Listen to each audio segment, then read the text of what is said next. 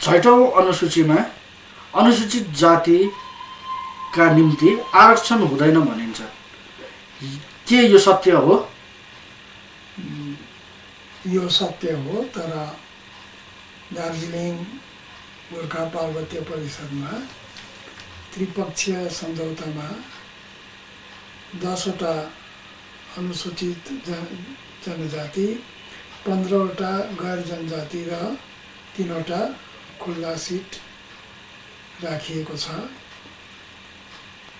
यो चाहिँ नहुनुपर्ने हो। तर यदि गैर जनजाति र माइनोरिटिजहरूको लागि पनि आरक्षणको व्यवस्था गरिन्छ भने अनुसूचित जातिको पनि आरक्षण हुनुपर्छ। र दोस्रो प्रश्न यहाँलाई है, के भारत सरकारले संसदमा विधेयक पेश गर्दा अनुसूचित जातिका निम्ति आसन आरक्षित राख्ला? हामी 2 पल्ट दिल्ली गयौँ। दिल्लीमा doctor Suraj Bhan, chairman national commission for scheduled caste र Shri Kunwar Singh, chairman national commission for scheduled tribe, Shrimati Meera Kumar, माननीय मन्त्री महोदया, social justice and empowerment ministry र श्री रामविलास पासवानसित पनि कुरा गर्दा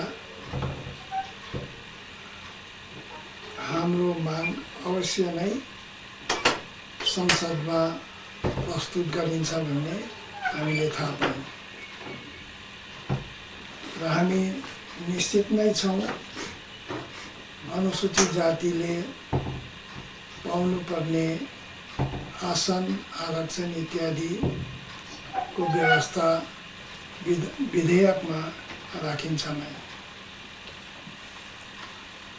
र यसै सन्दर्भमा यदि यो आरक्षण नराखिकन छैटौं अनुसूची के पास हुन सक्ला?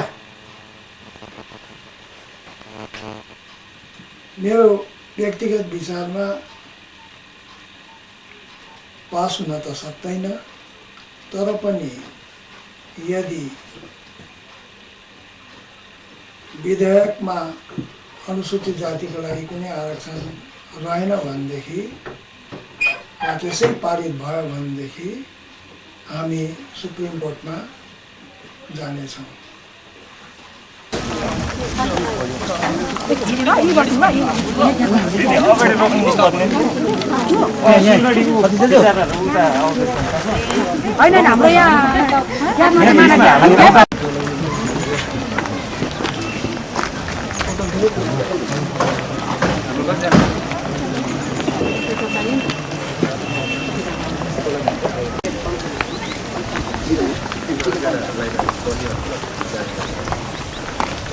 माथि माथि नि गर्दिँदै आउनु ठुलो भएर भिजेर डल्लै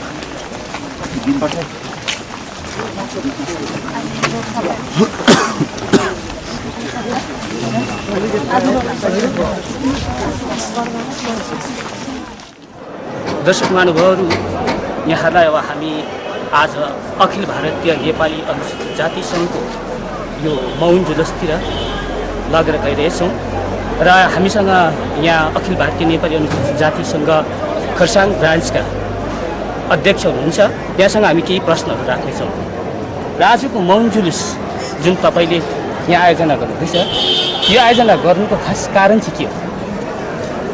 यो मौन जुलुस राखेको विशेष कारण चाहिँ के छ भने जुन पार्वतीय परिषदमा जुन छैटौं अनुसूची लिएर जुन प्रकारको एउटा विषयवस्तु लिएर जनमानसमा जुन एउटा भावना जागृत भएको छ, त्यसैको सन्दर्भमा यो हामीले मौन जुलुस राखेको छौँ। यो हाम्रो मौन जुलुस चाहिँ यसको माध्यमबाट हामीले पश्चिम बङ्गाल सरकार केन्द्रीय सरकारको ध्यान आकर्षण गर्नको निम्ति राखेको, किनभने यो पार्वती परिषदमा अनुसूचित जाति सङ्घको सिटको कुनै प्रकारको चाँजो मिलाइएको छैन। त्यसले गर्दाखेरि हाम्रो मुख्य डिमान्ड चाहिँ पार्वती परिषदमा हाम्रो अनुसूचित जातिको निम्ति पनि कमसेकम सिटको बन्दोबस्त होस् भन्ने हामी चाहन्छौँ। त्यो नेपाली अनुसूचित जाति सङ्घ तिनधारे शाखाका अध्यक्ष महोदय र हामी यहाँसँग केही प्रश्न राख्नेछौँ। तपाईँ तिनधारेबाट सहभागी हुनुहुन्छ, तपाईँले कतिजना जस्तो सदस्यहरू लिएर आउनुहुन्छ? मेरो अहिले यहाँनिर 400देखिको 500सम्म सदस्य। यहाँ देखिँदैछ सदस्यहरू धेरै साइड छन् है। र तपाईँहरूको आजको यो मौन जुलुसको मुख्य विषय, यो मौन जुलुस के कारणले गर्नु? यसको मौन जुलुसको मुख्य विषय चाहिँ के हो, 6 डिसेम्बर 2005मा चाहिँ जुन चाहिँ सुभाष घिसिङ दिल्ली र बेङ्गाल मिलेर जुन चाहिँ 6 सिड्युलमा त्रिपक्षीय सम्झौतामा हस्ताक्षर भएको छ, त्यो चाहिँ संविधानभित्र अन्तर्भुक्त भइसकेपछि सिड्युल कास्टले 1965 सालदेखिको पाइरहेको जुन चाहिँ संविधानको आरक्षण छ त्यो छैन, देशमा रिजर्भेसन एउटा पनि परेन।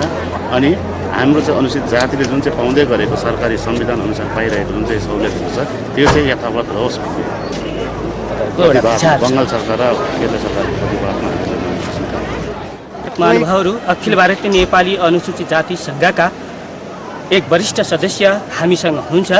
यहाँसँग हामी केही प्रश्न राख्नेछौँ। तपाईँको शुभ नाम?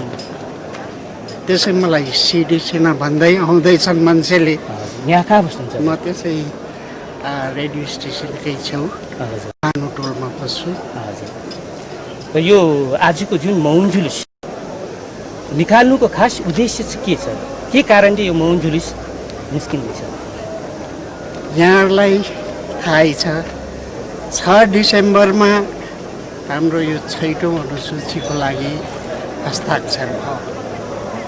निकै दिनसम्म त हामीले यो भित्र के छ केही पनि थाहा पाएको थिएनौँ। तर पछाडि जब अलिअलि चाल पाउन थालियो भनौँ है भने त्यसमा विशेष हामी अनुसूचित जातिको लागि कुनै किसिमको प्रावधान रहेन रहेछ। अब यो प्रावधान नभएकोले गर्दा हामीले पहिल्यैदेखि नै एउटा अधिकार पाएको छौँ संविधानमा। त्यो अधिकार पनि यो 6औँ अनुसूची लागू भयो भने पाएको कुरा पनि कतै गुमाउँछौँ कि भन्ने एक किसिमको डर भयो हामी सबैलाई नै। त्यस्तो डर भएकोले गर्दा त्यो खालि मलाई होइन, हामीहरूको अनुसूचित जातिको प्रत्येक व्यक्तिहरूलाई नै एक किसिमको ठेस लाग्यो, एक किसिमको आघात पर्यो। लु नहै केही न केही त गर्नै पर्छ, हामीले के गर्नुपर्ने भन्ने प्रश्न गर्दाखेरि के गर्नु सक्छौँ हामी? एउटै मात्रै हामीलाई जुन चाहिँ ठेस लागेको छ, जुन चाहिँ आघात पुगेको छ त्यसलाई व्यक्त गर्नुको लागि यही एउटा मौन जुलुस मात्रै हामीले चाहिँ माध्यम देख्यौँ। र हिजो आज मात्रै अनुसूचित नेपाली अनुसूचित जाति सङ्घ त छँदै एउटा नयाँ संस्था नेपाली अनुसूचित जाति सङ्घबाट नै एउटा फुटिएर एउटा नयाँ संस्था खोलिएको छ, जसको नाम चाहिँ जनजाति गोर्खा जनजाति कात्सा भनेर खोलिएको छ। र कात्साले भन्छ अनुसूचित जनजाति नहुन्जेल अनुसूचित जातिले संवैधानिक अधिकार र सहुलियतहरू यथावत पाइरहनेछन्। यसमा तपाईँले के भन्न चाहनुहुन्छ? यो कात्साको भनाइ सरासर झुटो हो, भ्रमात्मक हो। किनभनेदेखि त्रिपक्षीय सम्झौतामा कहीँ पनि अनुसूचित जातिको उल्लेख छैन र केवल हामीले मागेको 3वटा सिट मात्रै होइन, अनुसूचित जातिले पाउनुपर्ने नोकरीमा आरक्षण इत्यादि जति पनि सहुलियतहरू छन् त्यो केही पनि पाउने छैन। यसै सन्दर्भमा हाम्रा महामान्य श्री घिसिङ साहेबज्यूले पनि एकपल्ट भन्नुभएको थियो, अनुसूचित जातिले राज्य सरकार र केन्द्र सरकारबाट पाउने अधिकारहरू पाउनेछन्, तर गोर्खा पार्वतीय परिषदमा ६औं अनुसूची अन्तर्गत भएको उसमा चाहिँ केही पनि पाउने छैनन्। र मलाई घिसिङ साहेबको भनाइमा विश्वास छ, हामीले केही पनि पाउने छैनौँ।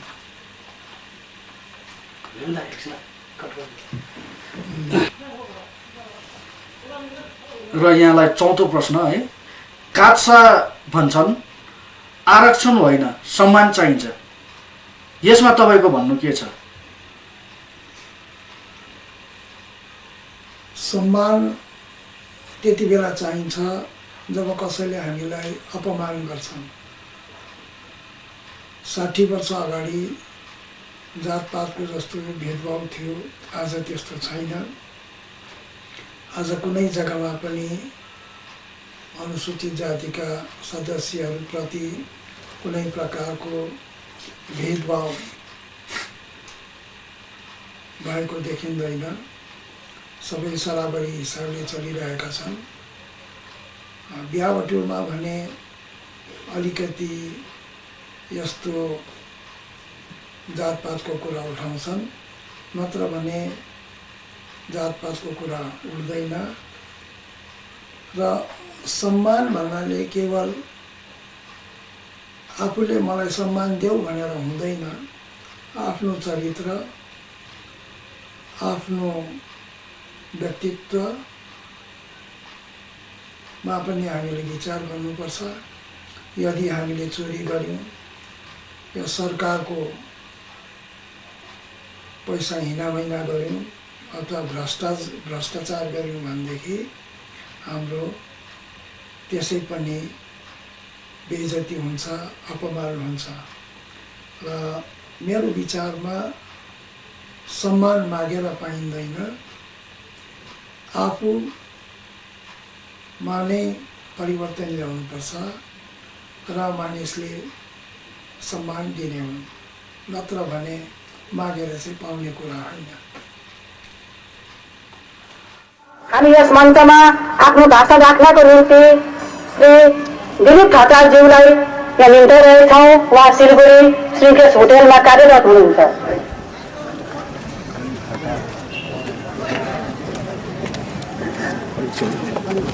अब यसलाई मैले भाषण भन्ने वक्तव्य भन्ने अवस्थामा म छैन। यो एउटा मात्र गुनासो हो, घरको कुरा घरमा भनिएको कुरो मात्रै हो। यसलाई भाषणको रूपमा नलिएर घर सल्लाहको रूपमा लिए असल हुनेछ। मेरो जन्म दार्जिलिङको चोक बजारको म्युनिसिपल बिल्डिङ ईमा भएको हो, जहाँ गीताङ्गे डाँडा भनिन्छ, अहिले सुमेरु मञ्च नामले प्रसिद्धि पाएको छ। म सानो छँदा त्यही सुमेरु मञ्चमा रेलिङबाट टाउको छिराएर विभिन्न नेताहरूले भाषण दिएको सुन्थे। विभिन्न पार्टीका नेताहरूले गैकिला भाषण दिन्थे। कसैले रासिन पानी माग्थे, कसैले पानी माग्थे, कसैले बत्ती माग्थे, कसैले सडक माग्थे, कसैले स्वास्थ्य केन्द्रमा उन्नति गर भन्थे, कसैले शिक्षाको क्षेत्रमा उन्नति गर भन्थे। त्यही सधैँ सधैँ रट भएको सुन्थ्यो। विधानसभा यो तपाईँको माथि राज्यसभाको विभिन्न सभाहरूको हुन्छ, उहाँहरूको जमघट भएर भइजान्थ्यो। म सुनिरहन्थेँ रेलिङबाट टाउको हालेर त्यो केटाले। पछि सुन्दै जाँदा एक दिन एउटा हरियो झन्डा त्यहाँ देखा पर्यो र विभिन्न ती अघिका नेताहरू बाहेक विभिन्न अरू नेताहरू 9 नेताहरू देखा परे। उनीहरूले रासिन पानी मागेनन्, स्कुल शिक्षा दीक्षाको पनि कुरा गरेनन्। जुन चाहिँ दार्जिलिङ एउटा जिल्ला थियो, त्यो जिल्लामा पश्चिम बङ्गालले जे रासिन पानी दिन्छ त्यही खटी खाएर हामी नै रहेछौँ भनेपछि हामी त्यहाँ जग्गै नपाउने मेलोवेसो देखा पर्यो र हामी अघि बढ्यौँ, अघि पो लाग्यौँ र हामीले अटोट गऱ्यौँ। त्यो के हो साथी हो? त्यसो किन छुट्याइयो हामीलाई? छुट्याउने त केही कारण छैन। हामी त यही कोही नागरिक हौँ, भारतको नागरिक हौँ। प्रत्येक सिचुएसनमा हामी अघि हुन्छौँ, सँगै गर्छौँ। एउटा सम्पूर्ण गोर्खा जातिको संस्कृतिको यदि कसैले उदाहरण दिन सक्छ, त्यो संस्कृति प्रदर्शन गर्न सक्छ भने यी कामी दमाई सार्की गाइने र बाँधी नै सबभन्दा पहिला हुन्छन्। आज जब घिउ सिउ लागेर पलौ बनिने बेलामा चाहिँ छैन, तिनीहरू आऊ, फेरि अरू बेला आऊ, बिहा बटुलोमा समय बसेन भने बिहाई जस्तो लाग्दैन भन्छ, भोलि त फेरि भुलिहाल्छ। कतै गयो केही गयो आफ्नो सिम्बल बनाउनु पर्यो भने दुईटा खुकुरी हुनै पर्छ, त्यो छैन भने गोर्खै हुँदैन। तर काम पर्यो हुँदा गोर्खा आउट, मेन पर्सन चाहिँ आउट, त्यो छक्कै पर्ने कुरो, अचम्मको कुरो। हामी गुनासो गर्नु न, हामीले चुपचाप यो गर्नुको हामीले यो मौका पाउनै नपर्ने हो। यो त बुझेर अघिबाटै चाँजो मिलाएको हुनुपर्ने थियो। अब यसमा भारतमा के छ भने, के चिज चाहिँ देखिन्छ भने, अंग्रेजहरूले राज गरेर गएको हुनाले यहाँ बसेका ठुला बडाहरूकोमा अंग्रेजी बुद्धि अहिले पनि छ। कलकत्ता र दिल्लीलाई राम्ररी थाहा थियो सम्पूर्ण त्यहाँ पहाडकाहरू अनुसूचित जनजाति छैनन्, अनुसूचित जाति पनि छन्, पछि उनीहरूले आवाज उठाउँछन् भनेर, उठाओस् भनेर उनीहरूले हटाइदियो। डिभाइड एन्ड रुल भन्ने चलन उनीहरूले छर्लङ्गै देखाइदिए। अहिले डिभाइड हो, रुल गर्नु अलिक साह्रो पर्ने जस्तो छ।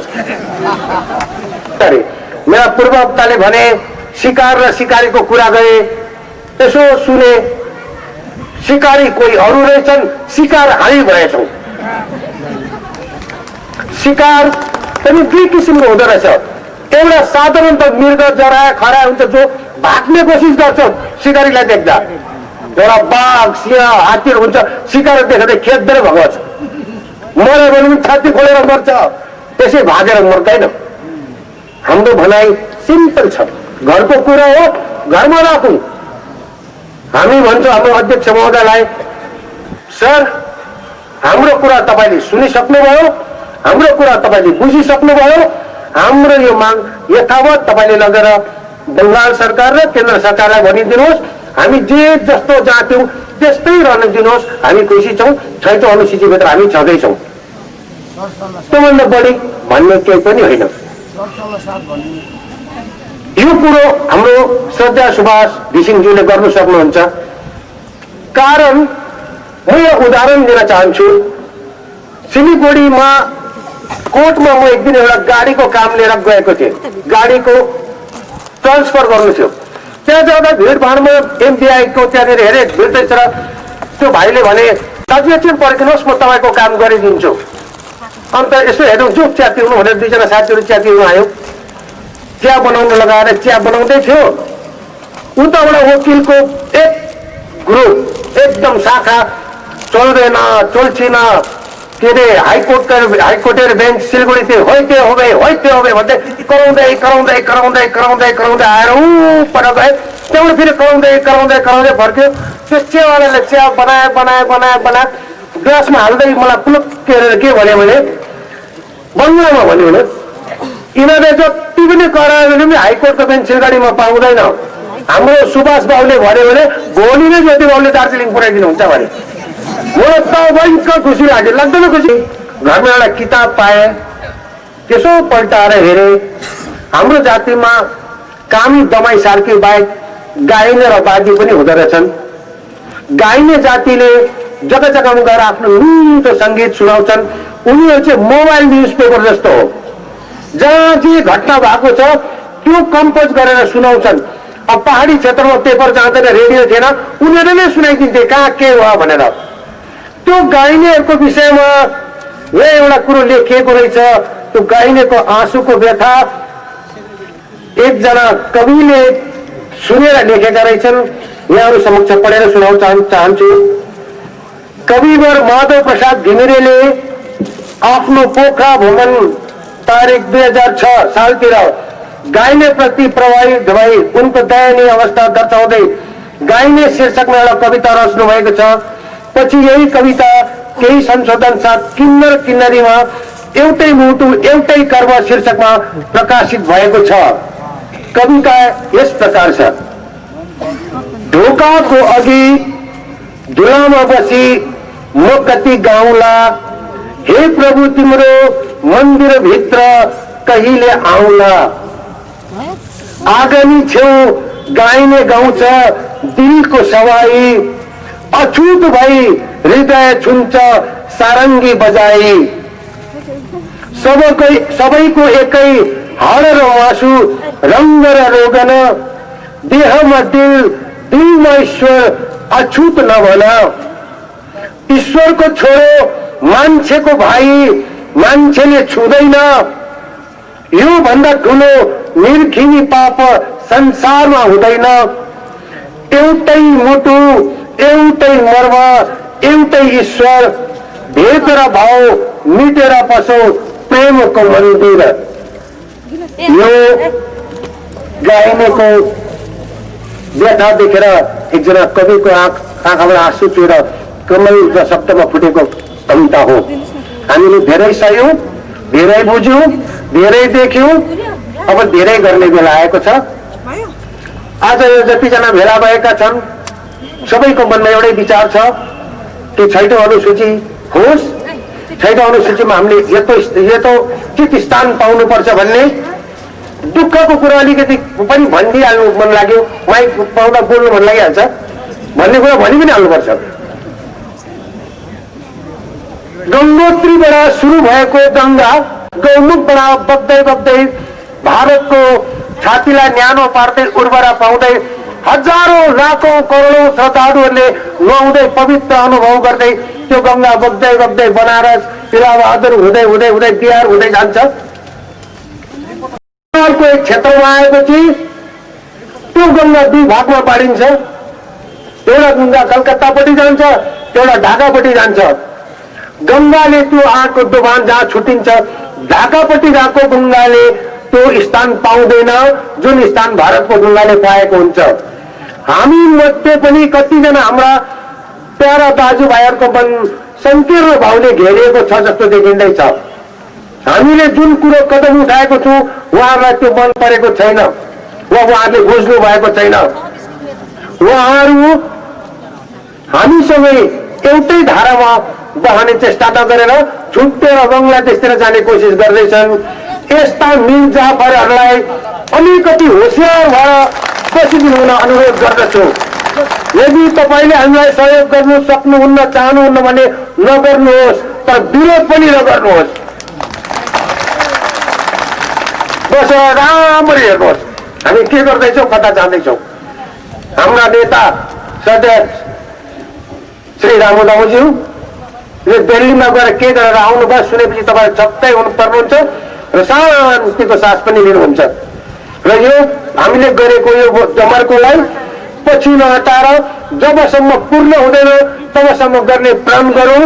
यदि कहीँ भएन भने फेरि एकपल्ट दिल्ली जाने आह्वान गर्दै म यहाँबाट विदा लिन चाहन्छु। नमस्कार। र एकजना व्यक्तिले जातपातको भेदभाव हटाउन सक्छ र के यसमा यो कुरोलाई तपाईँ के कस्तो प्रकारले लिनुहुन्छ? जातपातको यो जो अभिशाप छ यो अभिशापलाई हटाउन सर्वप्रथम भगवान बुद्धले नै सुरु गरेका थिए। भगवान बुद्धको वाणीमा महावाणीमा समानता थियो, तर पनि भगवान बुद्धका अनुयायीहरूले जातपात मानिरहेकै छन्। महात्मा गान्धीले पनि चेष्टा गरे, उहाँले पनि सक्नु भएन। हरिजन दिए तर हरिजन फेरि सानै निम्न स्तरमा नै समाजले उसलाई त्यो स्थान दियो। र म चाहिँ मेरो विचारमा कुनै एकजना व्यक्तिले चाहे तिनी धर्मको आडमा होस् या राजनैतिक आडमा होस्, जातपातको चलन निमट्यान्नै पार्न सक्दैन। यो नहुने कुरा हो। र हालैमा कात्सले धेरैवटा पत्र पत्रिका मार्फत हामीलाई एउटा सूचित गरेको छ कि अनुसूचित जाति जनजाति हुन सकिन्छ र हाम्रोमा धेरै दस्तावेजहरू छ भनेर उहाँहरूले भन्नुभएको छ। र यसमा तपाईँ के भन्न चाहनुहुन्छ? कुंवर सिंहसित मेरो जो श्री कुंवर सिंह माननीय अध्यक्ष national commission for civil tribe, उहाँसित दिल्लीमा वार्तालाप हुँदा उहाँले भन्नुभएको थियो, यदि 6औं अनुसूची अथवा ट्राइबल एरियामा, ट्राइबल क्षेत्रमा अनुसूचित जातिहरू पनि अनुसूचित जनजातिहरू सरह बसेका छन् र कुनै प्रकारको सामाजिक भेदभाव छुवाछुत छैन भनेदेखि उनीहरू अनुसूचित जनजाति हुन सक्छन्। तर यो यता सम्भव छैन, किनभनेदेखि यहाँ भेदभाव प्रचण्ड रूपमा छ। हुन त काट्साले धेरै जग्गाबाट सुनिन्छ यहाँ हामीभित्र जातपात छैन भन्ने कुरा गर्छन्। चिठी पत्रहरू पनि जोगाड गर्दैछन्, प्रत्येक व्यक्तिबाट नो अब्जेक्सन सर्टिफिकेट जस्तो पनि माग्दैछन् अरे। तर सानो कुरो हेरौँ, दार्जिलिङमै के बाहुनहरू अनुसूचित जातिको घरमा आएर पूजापाठ गर्छन्? त्यस्तो मरौपरौ भएको बेलामा आएर वैदिक कर्मकाण्डहरू गर्छन्? गर्दैनन् भनेदेखि कसरी चाहिँ जातपात छैन भनेर भन्नु? भेदभाव त छँदैछ। बिहाबटुलमा पनि यो कुरा उठ्छै उठ्छ। फेरि धेरै जग्गामा दुई भान्सा पनि चलिरहेछ। त यस्तो स्थितिमा अनुसूचित जाति जनजाति हुने सम्भावना छैन।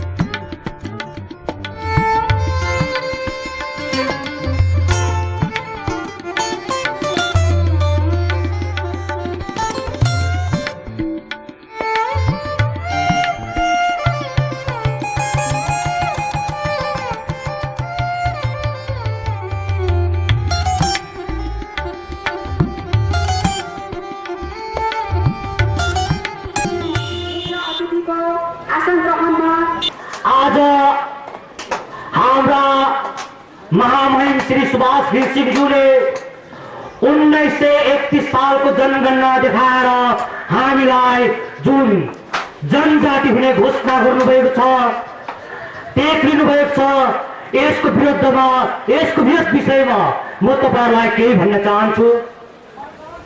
1931 सालमा त्यस समय ब्रिटिस सरकार थियो। त्यो जनगणना ब्रिटिस सरकारले लिएको हो। 1956 सालमा भारत सरकारले जनगणना गरिएको थियो। त्यस जनगणनामा हामीलाई अनुसूचित जाति कामी दवाई सार्की भनेर घोषणा गरिसकेको छ। आज फेरि हाम्रो महामहिमज्यूले 1931 सालको सेन्सस देखाएर हामीलाई जनजाति हुन आग्रह गरे भने वही उहाँले महामहिम सुभाष घिसिङज्यूले नै ब्रिटिस सरकारसँग सन्धि गरेको सुगौली सन्धि, तितलिया सन्धिहरू जस्तै धेरै सन्धिहरू देखाएर भारत सरकारलाई हाम्रो छुट्टै गोर्खा राष्ट्र बनाउने घोषणा गरून्। हामीलाई छैटौं अनुसूची होइन, हामीलाई छुट्टै एउटा अलग्गै गोर्खाहरूको साम्राज्य चाहिन्छ। त्यो सन्धि मुताबिक आज किन उहाँले त्यो सन्धिको कुरा गर्नु हुँदैन? आज किन उहाँले त्यो सेन्ससको कुरा मात्र गर्छ? अर्को कुरो, महामहिमज्यूले 1994 सालमा ओबीसीमा पस्नु भनेर हामी कामी दवाई सार्कीलाई पनि आह्वान गर्नुभएको थियो। त्यस समय पनि हामीले विरोध गरेका थियौं। त्यस समय उहाँले हामीलाई कामी दवाई सार्कीलाई ओबीसी भनेको चाहिँ अमृत हो अनि अनुसूचित जाति भनेको चाहिँ पोइजन हो भन्नुभएको थियो। आज त्यही व्यक्तिले छैटौं अनुसूचीमा अनुसूचित जनजाति भनेको चाहिँ सानो जाति हो अनि अनुसूचित जनजाति भनेको चाहिँ ठुलो जाति हो भन्नुहुन्छ। आज कसरी उहाँले भन्नुहुन्छ त्यसरी? आज कुनै तामाङले ठुलो औदामा काम पायो भने मिस्टर तामाङ हुन्छ अरे, अनि कुनै एउटा दमाईले ठुलो पोस्टमा काम गर्यो भने चाहिँ मिस्टर दमाई हुन्छ भनेर उहाँले भन्नुभएको थियो। आज हामी सम्पूर्ण कामी दमाई नै यदि अफिसर भएको खण्डमा चाहिँ हामीलाई के भन्ने? जनजातिमा के मिस्टर जनजाति भन्छ? हामीलाई मिस्टर दमाई नै भन्छ। जनजाति भयो भने हामीलाई मिस्टर दमाई नै भन्छ, मिस्टर सार्की नै भन्छ, मिस्टर कामी नै भन्छ। अर्को कुरा, हाम्रो यहाँ धेरै गदौलाहरू छन्, गदौले दाजुभाइहरू छन् हाम्रै भित्र पनि। आज सायद मलाई लाग्छ यहाँ पनि कसैलाई महामहिमले या हाम्रो टीका खातीज्यूले स्थायीको रूपमा पठाएको पनि हुनसक्छ। आज भनिदिनुहोस् टीका खातीज्यूलाई, तपाईँ कासा संगठन खोल्नु हुँदा के तपाईँले तपाईँको आमालाई सोधेर खोल्नु भएको थियो? आज परिवारलाई भनिदिनुहोस् तपाईँले के तपाईँको आमालाई सोधेर तपाईँले? अर्को, टीका खातीज्यूलाई म एउटा प्रश्न गर्न चाहन्छु। आज तपाईँले ठुलो भाषण दिनुहुन्छ। जति बेला हाम्रो गोर्खा दाजुभाइहरूले आन्दोलनको समयमा यही मञ्चबाट, दार्जिलिङको सुबेरु मञ्चबाट भाषण दिँदाखेरि तपाईँ त्यति बेला कहाँ हुनुहुन्थ्यो? तपाईँ त्यति बेला बङ्गाल सरकारसँग मिलेर हाम्रो आन्दोलनलाई दबाउने षड्यन्त्र गरिरहनु भएको थियो। आज तपाईँ कसरी महामहिम सुभाष घिसिङको ज्यूको परम भक्त हुनुभयो? तपाईले कति भेटी भेट्नुभयो भन्नुहोस्? त्योभन्दा ज्यादा भेटी हामी सम्पूर्ण अनुसूचित जातिले संग्रह गरेर दिएछौँ। सबै बेकारी हुन्छ, सबै जातिमा बेकारी हुन्छ। सबै जातिले आफ्नो पेट पाल्नुपर्छ, तर कुनै पनि हालतले आफ्नो जात बेचेर आफ्नो पेट पार गर्नु चाहिँ त्यो महारामता हो।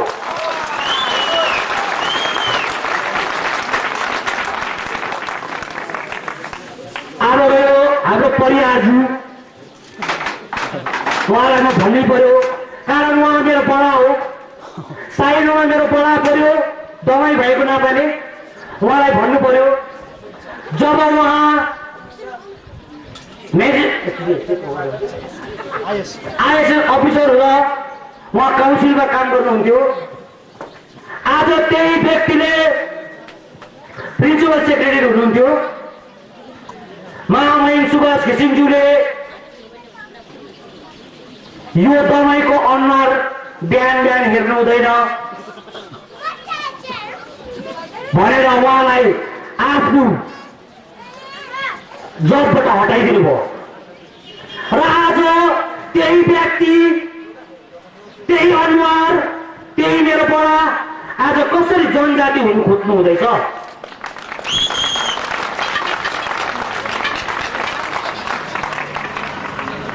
आज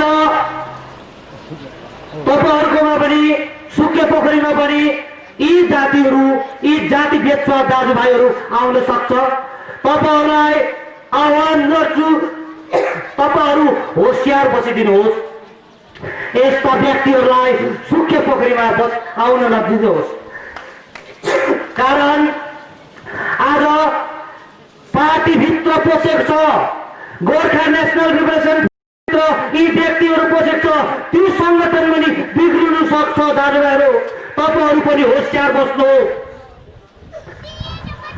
आज आरक्षणको कुरा हामीले गर्छौं हामीले पाउनुपर्ने अधिकार त मागेको हौं आज सिडिउल ट्राइबलाई 10 वटा सिट जेनरललाई 15 वटा सिट अल्पसंख्यकलाई 3 टा सिट आज हेर्नुहोस् अचम्मको कुरो अल्पसंख्यक दाजुभाइहरूले एउटै पनि आवाज नउठाइकिन हामीलाई आरक्षण देऊ नभनिकिन उहाँहरूले पाउँछ तर आज हामी अनुसूचित जाति भएर यति बिना आन्दोलन गरेर पनि यत्रो शहीद भएर पनि आज हामीले आफ्नै अगाडि दाजुभाइको अगाडि हामीलाई आरक्षण देऊ भन्दाखेरि हामीलाई भिक्टिमाइज गर्छु भन्छ यो कहाँसम्म न्यायसम्मको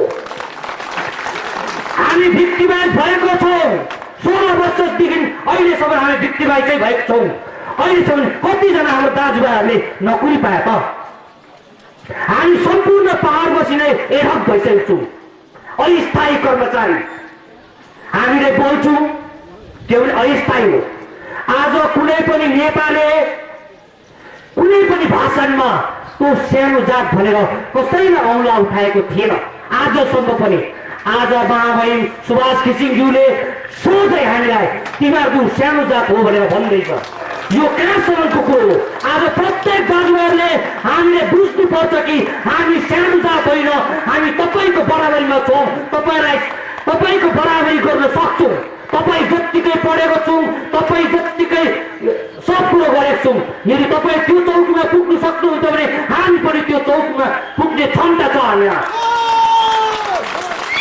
आज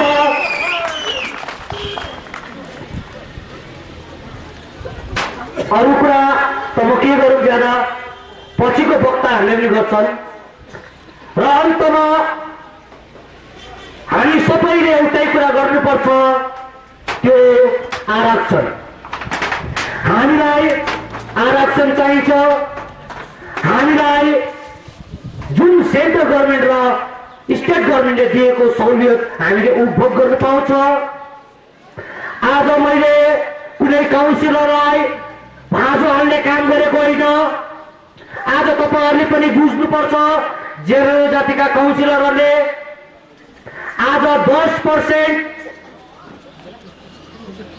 सिडिउल ट्राइबमा छन् 15% जेनरलमा छन् 3% अल्पसंख्यकमा छन् जन्म भयो 28 5 जना मनोनित अब हेर्नुहोस् के भोलिको दिनमा 6औं अनुसूची भयो भने चेयरम्यान चाहिँ को हुने त जेनरलबाट ट्राइबलबाट कहाँबाट आँकडा हेर्नु हो भने सिडिउल ट्राइबको खालि 10 जेनरलको हेर्नुहोस् 15 यता हेर्नुहोस् 3 जोड्नुहोस् भोलि दिनमा कतै अल्पसंख्यक पैसावाला चेयरम्यान त हुँदैन त्यो तपाईले बुझ्नुपर्छ आज मैले साम्प्रदायिक कुरा गरेको होइन यो हाम्रो माटो हो हामीले पाउनुपर्ने अधिकार हामीले पाउनुपर्छ हामी कुनै राजस्थानमा गएर भोट मागेको छैनौं कुनै राजस्थानमा गएर हामीले हाम्रो अधिकार मागेको छौं यो हाम्रो जग्गा हो हामीलाई पनि आरक्षण दिऊ यति भन्दै मेरो सानो वक्तव्य यस गर्दछु यसै सन्दर्भमा तपाईलाई एउटा प्रश्न म राख्न चाहन्छु कि अनुसूचित जाति 2010 मा अनुसूचित जातिले पाउने जति पनि सहुलियतहरू छ 2010 सालमा बन्द हुन्छ, यो खारेज भएर जान्छ भनेर भन्छन्। के यो सत्य हो? यो पर्मनेन्ट होइन भनेर भन्छन्, के यो सत्य हो? यो पर्मनेन्ट होइन, यो ध्रुव सत्य हो। तर जब प्रत्येक 10 वर्षमा जब हटाइन्छ त्यति बेला केवल अनुसूचित जाति मात्र होइन, अनुसूचित जनजाति पनि हटाइन्छ। तर भारतको जस्तो अहिले राजनैतिक अवस्था छ त्यसमा अनुसूचित जातिको अथवा अनुसूचित जनजातिको आरक्षण हट्ने त होइन, तर अझै यसमा वृद्धि गर्ने जस्तो देखिन्छ। अहिले हालमा हामी देख्दैछौँ यो मेडिकल स्टुडेन्ट्सहरूले सङ्घर्ष गरिरहेका छन्, जुलुसहरू निकालिरहेका छन्, भोक हडताल गरिरहेका छन्। यो केवल यही आरक्षणकै विषय लिएर हो र पर्मनेन्ट नभए तापनि यो चाँडै नै हट्छ जस्तो सङ्केत छैन, सम्भावना पनि छैन। त्यो अझै बढेर जाला। र कात्साले भन्छन् भेदभाव छैन भन्छन्, के यो सत्य हो? कात्साका जति पनि नेतृवृन्द छन् उहाँहरू आइसिएस, आइएएस, डब्लुबिसिएस, डब्लुबिपिएस अधिकारीहरू छन्। उहाँहरूलाई भेदभाव भन्ने के हो त्यो थाहा छैन। उहाँहरू कमान बस्तीतिर गएका छैनन्। सहरमा बसेर सहरको परिस्थिति अनुसार उहाँहरूको त्यस्तो खालको विचार होला। तर यो संस्थाको शाखा प्रशाखा गाउँ बस्तीमा धेरै छन्।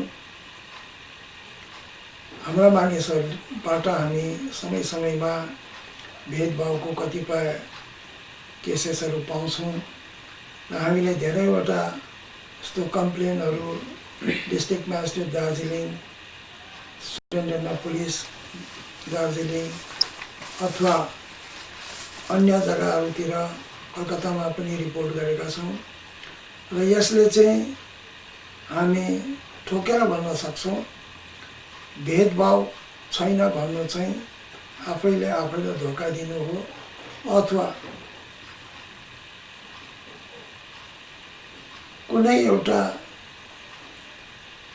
सानो पारितोषकका निम्ति जुटो बन्ने एउटा प्रक्रिया मात्रै हो। तर भेदभाव चाहिँ छ। र अनुसूचित जनजाति भयो भने भेदभाव हट्छ भन्छ, के यो सत्य कुरो हो? 1931 मा जम्मै गोर्खा नै अनुसूचित जनजाति थिए। बङ्गाल त्यस बेलाको बङ्गाल सरकारको ग्याजेट अनुसार के त्यति बेला भेदभाव थिएन, प्रचण्ड रूपमा थियो। र अनुसूचित जनजाति भन्ने त एउटा यो जनजातिलाई कतिपय सुख सुविधाहरू दिएर विकसित मानिसहरूको दाँजोमा ल्याउने एउटा प्रक्रिया हो। यसबाट चाहिँ जनजाति हुने बित्तिकै भेदभाव हट्ने भएदेखि भारत सरकारले 25 करोड अनुसूचित जातिलाई जनजाति बनाउने थिएन। र अनुसूचित जातिलाई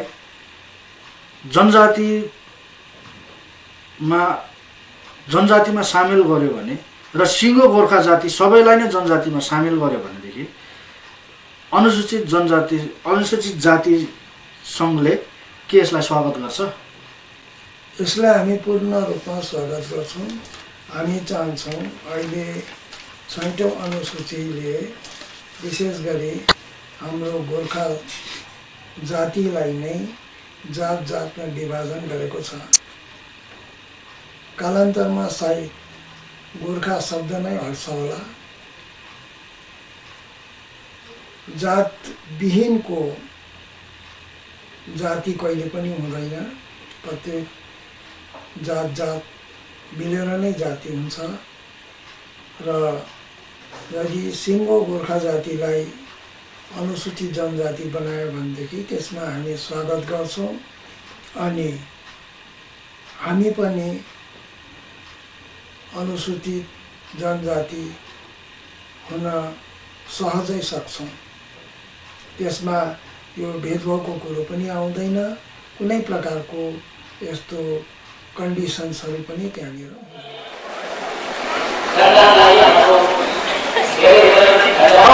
हामी मानिछौँ। मान्छेले बनाएको नियम मानव मर्यादा विरुद्ध छ भने त्यसको प्रतिवाद पुरस्कार गर्नेछौँ। आत्मसम्मानसित बाँच्नेछौँ। उपेक्षाको विरुद्ध कुनै पनि परिस्थितिको सामना गर्न तयार छौँ। आमा नेपाली, मातृभाषा हाम्रो नेपाली, समस्त शिल्पीहरूको शिल्पकार भगवान श्री विष्णु विश्वकर्मा हाम्रा इष्टदेव। दिशाको आधारमा जात जातको भूमिका नेता पनि हाम्रो जाति हाम्रो नेपाली गोर्खा जातिको नेता हो। हामी धेरै संसारका हो। योदेखि हामीमा समाजको उत्पीडन उपेक्षा र शोषण गरिरहेको छ। भेदभावको कुनै पनि आचरणको विरोध गर्नेछौँ। यस्ता शोषित वर्गका सम्बन्धित निमित्त प्रदान गरिएका अधिकारहरूबाट गरिनु पनि उत्पीडनको एउटा प्रक्रिया हो। वैचारिक मतभेद सामान्य प्रक्रिया हो, तर यसले हाम्रो एकतामा भाँचो नहालोस्। विभिन्नतामा एउटा सृजना गरौँ, तर एकतामा विभिन्नता नयाँ। आगामी कालमा चाँडै नै अस्पृश्यताको चलन पुनः प्रयोग गर्न विरुद्ध हाम्रै मुद्दा हान्ने निश्चय भएको छ। अब हामी कानुनी कारबाहीमा संलग्न भएर अगाडि बढ्छौँ। र अनुसूचित जातिबाट अनुसूचित जनजातिमा जाँदा कति समय लाग्न सकिन्छ? यसमा जस्तो सरकारको भारत सरकारको नियम छ,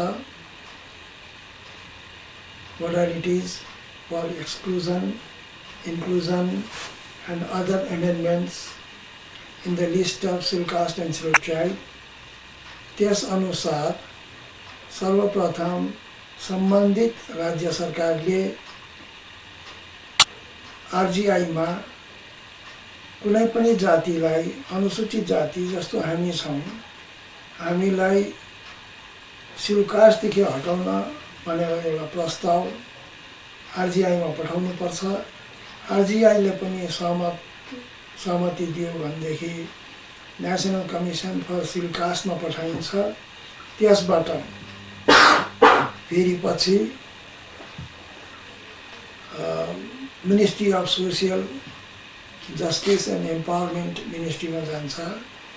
अनि मात्रै त्यहाँबाट मन्त्री परिषदमा गएर मन्त्री परिषदको सिफारिस अनुसार संसदमा जान्छ। संसदले पास गरिहाल्यो भनेदेखि हामीहरू अनुसूचित जातिबाट हट्न सक्छौँ।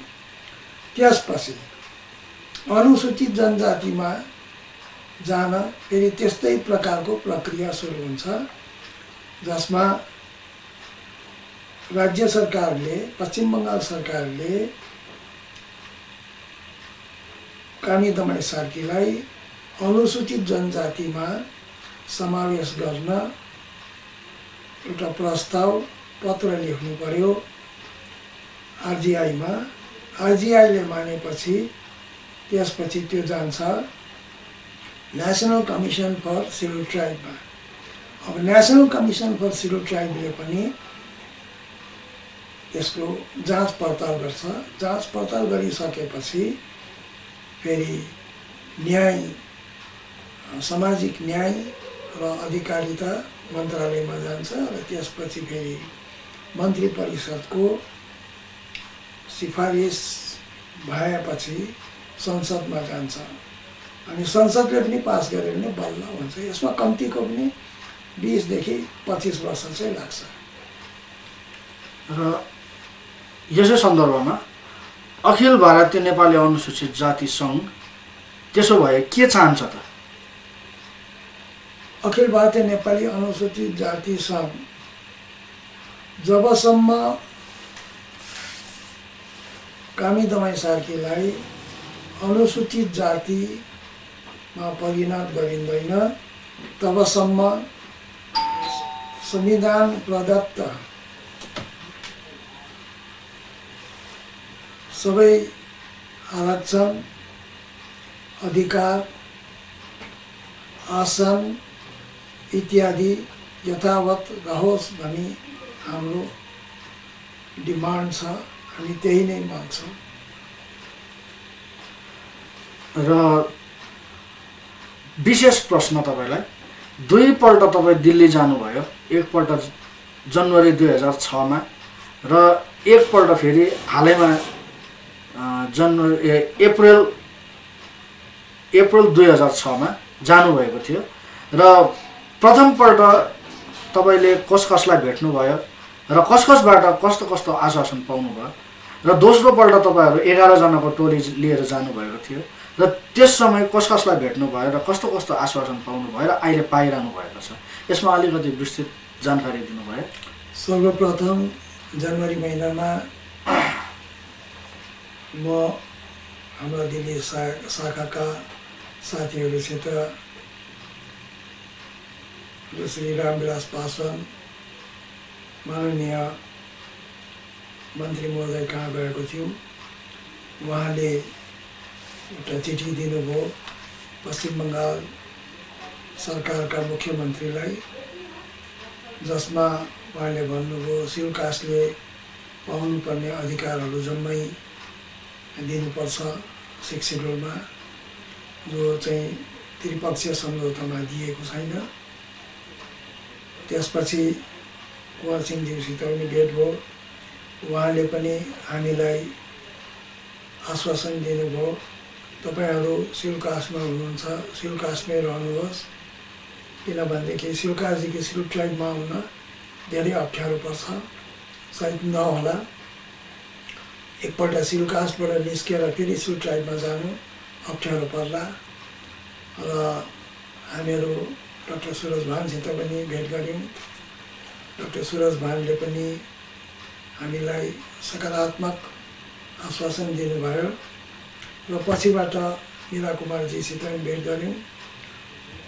उहाँले पनि गृह मन्त्रालयमा पत्र व्यवहार गर्नुभयो। अन्तमा हामीले माननीय विपक्षका नेता श्री लालकृष्ण अडवाणीसित पनि भेट गऱ्यौँ।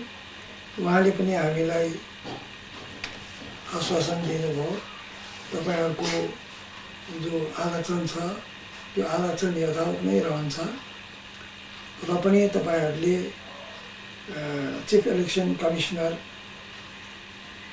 कमिसनलाई चिठी दिनुहोस् भन्नुभयो र हामीले चिफ इलेक्सन कमिसनलाई पनि चिठी दियौँ। पछिल्लो पल्टमा जाँदा हामीले श्री रामविलास पासवानज्यूसित पनि भेट गऱ्यौँ। उहाँले प्राइम मिनिस्टर, होम मिनिस्टर र सोसियल जस्टिस एन्ड एम्पावरमेन्ट मिनिस्ट्रीलाई पनि पत्र दिने कुरा गर्नुभएको छन्। साथै श्रीमती मीरा कुमार मन्त्री महोदयले पनि गृहमन्त्रीमा रिमाइन्डर पठाउने भन्नुभएको छ र यसपालि पहिला हामीले जसलाई भेटेको थियौँ यसपालि तिनीहरू सबैलाई भेट्यौँ। मलाई यसपालि चाहिँ विशेष गरेर श्रीमती सोनिया गान्धीसित हाम्रो भेट भयो। हामी उहाँकै घरमा गइवरिकन उहाँलाई हामीले हाम्रो याचिका पनि चढायौँ। उहाँले पढिसकेर म यसलाई निश्चय हेर्नेछु भनेर 2 पल्ट भन्नुभयो र तपाईँहरूले न्याय पाउनुहुन्छ पनि भन्नुभयो। र हिजो मात्रै हामीले कङ्ग्रेस अल इन्डिया कङ्ग्रेस कमिटीबाट एउटा पत्र पाएका छौँ, जसमा श्री दिग्विजय सिंह भूतपूर्व मन्त्री पनि हुनुहुन्थ्यो, मुख्यमन्त्री हुनुहुन्थ्यो र अहिले पार्टीका जनरल सेक्रेटरी हुनुहुन्छ। उहाँले पनि हाम्रो पत्र पाएको र त्यसमा लेखिएका जम्मै कुराहरू I have noted the contents भनेर लेख्नु भएको छ। त्यो पत्र पनि हामीले पाएका छौँ। साथै यसपालि हामीले श्री लालकृष्ण अडवाणीज्यूसित भेट गर्न सकेनौँ। उहाँ बाहिर जानुभएको थियो, त उहाँको सेक्रेटरीबाट पनि चिठी पाएका छौँ। साथै माननीय विपक्षका नेता राज्यसभाका नेता श्री जसवन्त सिंहबाट पनि चिठी पाएका छौँ र हाम्रो माग विषय उहाँहरूले जब विधेयक संसदमा पेश गरिन्छ तब उहाँहरूले हाम्रो कुराहरू उठाउने हुनेछन्। र भविष्यमा यहाँहरूको कार्यक्रम के होला? अहिले हामीले जतिजनाले भेट्यौँ त्यसमा हामीले सकारात्मक आश्वासन पाएका छौँ। तर पनि हामी निश्चिन्त भएर ढुक्कै बस्ने छैनौँ। परिस्थिति अनुसार हाम्रो सङ्घर्षको रूपरेखा बदलिनेछ। तर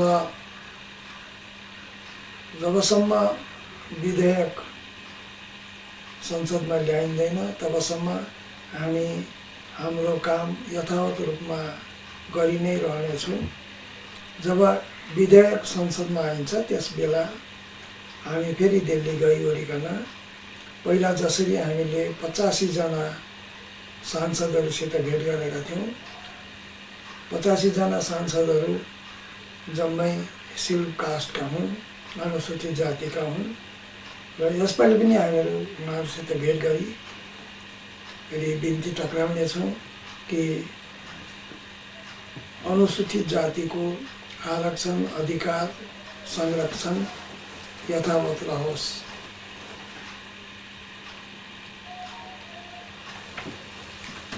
र अहिले तपाईहरू केवल दिल्लीलाई नै महत्त्व दिनु हुँदैछ, किन? किनभनेदेखि स्थानीय अधिकारी भनौँ, महामान्य सुभाष घिसिङज्यू, उहाँको हातमा अब केही पनि छैन। यो संसदको कुरो हो। राज्य सरकारसित पनि हामीहरूको केही किसिमको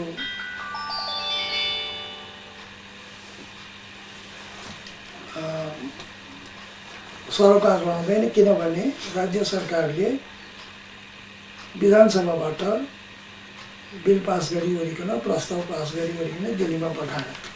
अब दिल्लीमा मात्रै यसको चूडान्त रूप लिइनेछ र दिल्लीमा नै हामीले जम्मै जति हाम्रो शक्ति छ, जति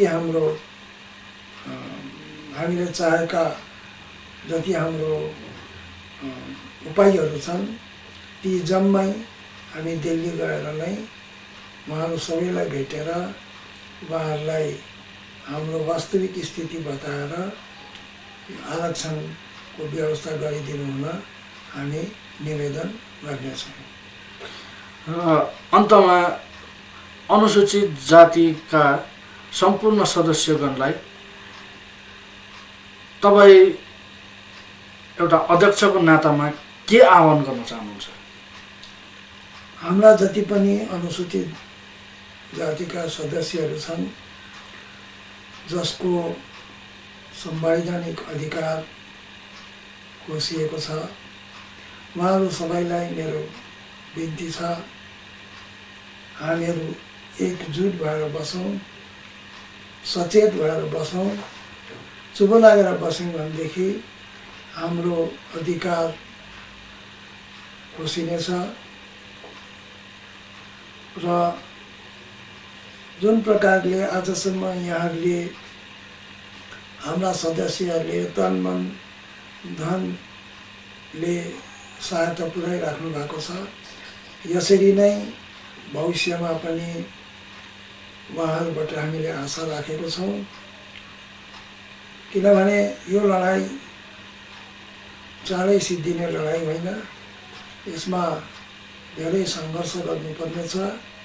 विशेष गरेर यहाँ अहिले हामी देखिरहेका छौँ कतिपय ओबिसीको समयमा पनि मिर्जाफरहरू थिए, जाति विरोधी कामहरू गर्दै थिए र अहिले पनि यिनीहरू त्यसरी नै काम गरिरहेका छन्। हाम्रो लडाइँ केवल आरक्षण मात्रै होइन, हाम्रो लडाइँ चौतर्फी भएर गइरहेको छ र यस्तो परिस्थितिमा हामी सङ्गठित भएर बसौँ, हाम्रो अधिकारका निम्ति एकजुट भएर हामी अगाडि बढौँ। यही नै हाम्रो सदस्यहरूलाई यही हाम्रो आह्वान छ। जागो है जागो ये दाजुभाइ इतिहासको नालाई। जागो है जागो हे दाजुभाइ इतिहासको नालाई। युग बित्यो नि मुख भाइ, युग बित्यो नि मुख भाइ, बाँचेको हामीले,